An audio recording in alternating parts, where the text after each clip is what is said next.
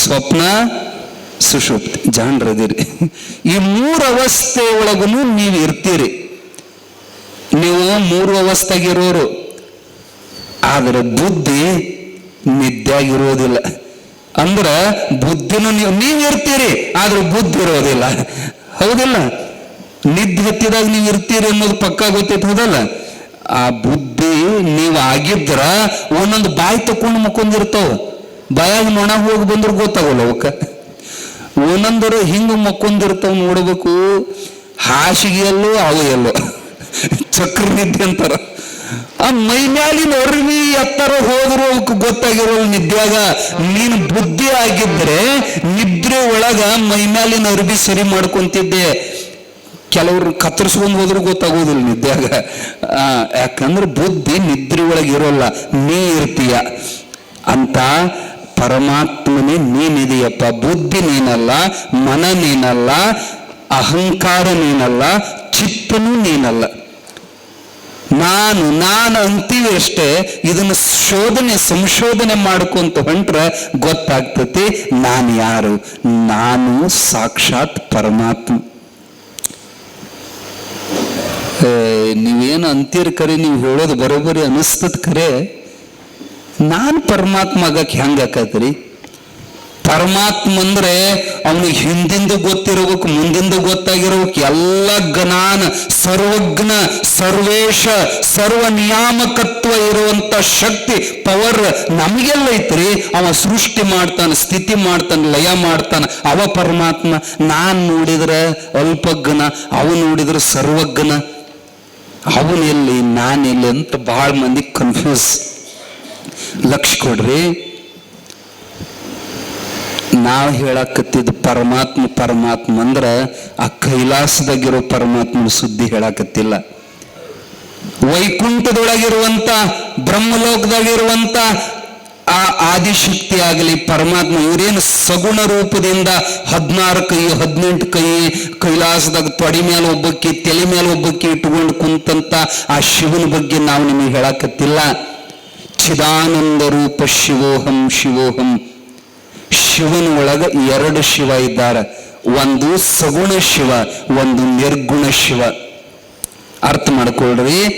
ನಿರಾಕಾರನಾಗಿರುವಂತ, ಆಕಾರ ಇಲ್ಲದ, ರೂಪ ಇಲ್ಲದಂತ, ಹೆಸರು ಇಲ್ಲದಂತ, ನಾಮರೂಪಾತೀತವಾಗಿರುವಂತ ಮೂಲ ಪರಮಾತ್ಮ, ಒರಿಜಿನಲ್ ಪರಮಾತ್ಮನ ಬಗ್ಗೆ ನಾವು ನಿಮಗೆ ಹೇಳಕತ್ತೀವಿ. ಒರಿಜಿನಲ್ ಅಂದ್ರೆ ಅರ್ಥ, ಡೂಪ್ಲಿಕೇಟ್ ಬೇರೆ ಇರ್ತಾವ, ಒರಿಜಿನಲ್ ಬೇರೆ ಇರ್ತಾವ. ದೇವ್ರಂತ ನಾವು ಯಾರ್ಯಾರಿಗೂ ಬೆನ್ನು ಹತ್ತೇವಲ್ಲ, ನಮ್ಮ ಕೈಯಾಗ ಸಿಕ್ಕು ಏನೇನು ದೇವ್ರಾಗ್ಯಾವ ಅಂದ್ರ ಅದು ಕತಿ ಬಹಳ ದೂರ ಐತೆ. ಅದನ್ನೀಗ ಹೇಳಕ್ ಹೋಗೋದಿಲ್ಲ. ಅವೆಲ್ಲ ನಿಜವಾದ ದೇವರು ಎಲ್ಲದಾನ, ಹೆಂಗದಾನಂದ್ರ ಅಪ್ರಮಾಣ ಕೂಡಲ ಸಂಗಮ ದೇವ್. ಅವನಿಗೆ ಪ್ರಮಾಣ ಕೊಡಕ್ ಬರೋಗಿಲ್ಲ, ಅವನಿಗೆ ಉಪಮ ಕೊಡಕ್ ಬರೋದಿಲ್ಲ, ಅವ ಹಿಂಗದಾನಂತ ಹೇಳಕ್ ಬರೋಲ್ಲ. ಆ ಮೂಲ ಪರಮಾತ್ಮ, ಕೈಲಾಸದಾಗಿರೋ ಪರಮಾತ್ಮನೂ ಸಹಿತ ಆ ಮೂಲ ಪರಮಾತ್ಮನ ಸತ್ತೆಯಿಂದ ಅವನಿಗೆ ಆ ಶಕ್ತಿ ಬಂದತ ಹೊರತು ಅವ ಮೂಲ ಶಿವ ಅಲ್ಲ. ಒಂದು ಕಾಲಕ್ಕೆ ಕೈಲಾಸನೂ ಇಲ್ಲ, ಒಂದು ಕಾಲಕ್ಕೆ ಈ ತ್ರಿಮೂರ್ತಿಗಳು ಇಲ್ಲ, ಒಂದು ಕಾಲಕ್ಕೆ ಈ ಕಾಳಿನೂ ಇಲ್ಲ, ರುದ್ರನೂ ಇಲ್ಲ. ಎಲ್ಲರೂ ಒಂದು ದಿನ ಅವ್ರ ಅವತಾರ ಸಮಾಪ್ತಿ ಮಾಡಿ ಹೋಗೋರದಾರ. ಅವರ ರೂಪ ಐತಂದ್ರ ಆ ರೂಪ ಒಂದು ದಿನ ಇಲ್ಲದಂಗ ಅಕ್ಕತ್ತಂತ ತಿಳ್ಕೋಬೇಕು. ಆದ್ರೆ ಆ ರೂಪಕ್ಕೆ ಆಶ್ರಯ ಅಧಿಷ್ಠಾನವಾದ ಪರಮಾತ್ಮ, ನಿರ್ಗುಣ ನಿರಂಜನ ನಿರಾಕಾರನಾದ ಪರಮಾತ್ಮನನ್ನ ಆರಾಧಿಸಿದ್ದು ನಮ್ಮ ಬಸವಾದಿ ಪ್ರಮತರು. ಅವನ ಬಗ್ಗೆ ಮಾತಾಡಿದವರು ಜಗದ್ಗುರು ಸಿದ್ಧಾರೂಢರು.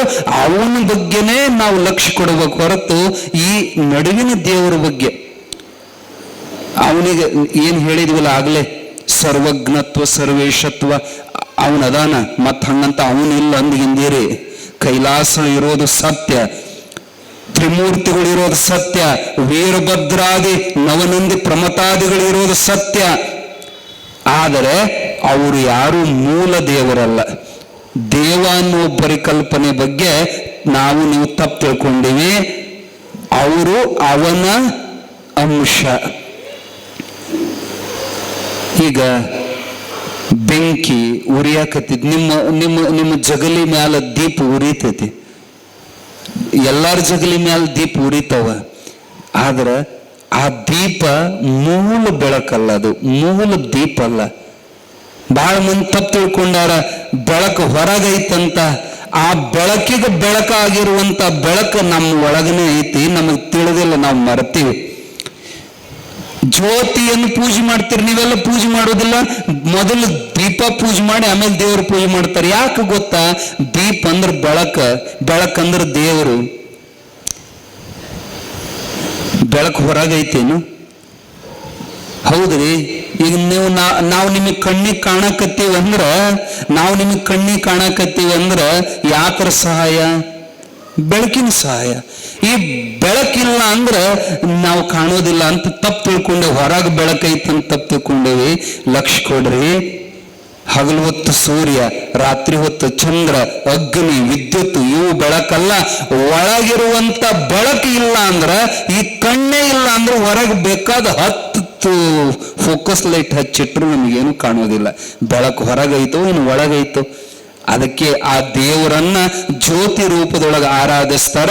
ಜ್ಯೋತಿ ಬೆಳಗುತ್ತಿದೆ, ವಿಮಲ ಪರಂ ಜ್ಯೋತಿ ಬೆಳಗುತ್ತಿದೆ, ಮಾತು ಮನಂಗಳಿಂದ ಅತ್ತತ್ತ ಮೀರಿದ ಸಾತಿಶಯದ ನಿರುಪಾದಿಕ ನಿರ್ಮಲ ಜ್ಯೋತಿ ಬೆಳಗುತ್ತಿದೆ. ಆ ಜ್ಯೋತಿ ಸ್ವರೂಪ ನಾವದೇವಿ ಮರ್ತ. ಮತ್ತ ಆ ಶಿವಗೂ ನಮಗೂ ಏನು ವ್ಯತ್ಯಾಸ? ಲಕ್ಷ ಕೊಡ್ರಿ. ಕೈಲಾಸದಾಗಿರೋ ಶಿವ ಮತ್ ನಾವು ಇಬ್ಬರು ಒಳಗೆ ಏನೂ ಭೇದಿಲ್ಲ. ಯಾವ ರೂಪದೊಳಗ? ಸ್ವರೂಪದ ದೃಷ್ಟಿಯಿಂದ ನಾವಿಬ್ರು ಒಂದೇ, ಆದರೆ ಉಪಾಧಿ ದೃಷ್ಟಿಯಿಂದ ನಾವಿಬ್ರು ಬೇರೆ. ನಿಮಗೆ ಅಗದಿ ತಿಳಿಯಂಗೆ ಹೇಳ್ಬೇಕು, ಶಾಸ್ತ್ರ ಶಬ್ದ ಬಿಟ್ಟು ನಿಮ್ಗೆ ತಿಳಿಯಂಗೆ ಹೇಳ್ಬೇಕಂದ್ರೆ ಲಕ್ಷ ಕೊಟ್ಟು ಕೇಳ್ರಿ. ಮ್ಯಾಲ ಒಬ್ಬ ಚಂದ್ರ ಅದಾನ, ಅಲ್ಲಿ ಚರಂಡಿ ನೀರ್ ಐತಿ, ಅದ್ರ ಮಗ್ಗಲಿಗೆನೆ ಗಂಗಾ ನದಿ ಹರಿತಾ ಐತಿ. ಗಂಗಾ ನದಿ ಒಳಗೂ ಚಂದ್ರ ಕಾಣಕತ್ಯಾನ, ಚರಂಡಿ ನೀರಿನಾಗೂ ಚಂದ್ರ ಕಾಣಕತ್ಯಾನ. ನೀವ್ ಹೇಳ್ರಿ, ಚಂದ್ರ ಇಬ್ಬರದಾರೋ ಏನು ಒಬ್ಬದಾನ? ಒಬ್ಬನೇ ಅದಾನ. ಗಂಗಾ ನದಿ ಪವಿತ್ರವಾಗಿದ್ದು, ಆ ಪವಿತ್ರ ನದಿ ಒಳಗೆ ಸ್ವಚ್ಛವಾಗಿ ಚಂದ್ರ ಕಾಣಕತ್ಯಾನ. ಚರಂಡಿ ನೀರಿನಾಗ, ಅಲ್ಲಿ ಕೊಳಕ ನೀರಿನಾಗ ಚಂದ್ರ. ಈ ಜೀವ ನಾವು ನೀವು ಏನಿದೇವಿ ಮಲಗಳಿಂದ ಮುಮ್ಮಲ ಜಾತವಾಗಿರುವ ಆಣವ ಮಲ, ಕಾರ್ಮಿಕ ಮಲ, ಮಾಯಾಮಲದಿಂದ ಕೂಡಿದಂತ ಮಲ ಶರೀರ ನಮ್ದೆಲ್ಲ. ಹೊಲಸು ತುಂಬಿಕೊಂಡ ಅಂತಃಕರಣ ನಮ್ದು. ಆ ಹೊಲಸು ತುಂಬಿದ ಅಂತಃಕರಣಕ್ಕೆ ಸಾಕ್ಷಿಯಾಗಿ ಬೆಳಗವನು ಆ ಮೂಲ ಶಿವನೇ. ಆ ಕೈಲಾಸಗಿರಿ ಒಳಗಿರೋ ಶಿವನು ಅಂತರಂಗದೊಳಗೆ ಪ್ರಕಾಶಿತನಾದವನು ಆ ಮೂಲ ಶಿವನೇ. ಚಂದ್ರ ಒಬ್ಬನೇ, ಆದ್ರ ಪ್ರತಿಫಲಿಸಿದ್ದು ಗಂಗಾ ನದಿ ಮತ್ತು ಚರಂಡಿ ನೀರು. ಇಷ್ಟೇ ಅರ್ಥ ಆಗ್ತೈತಿ, ನಾವು ಹೇಳೋದೆಲ್ಲ ತಿಳಿತೈತಿ.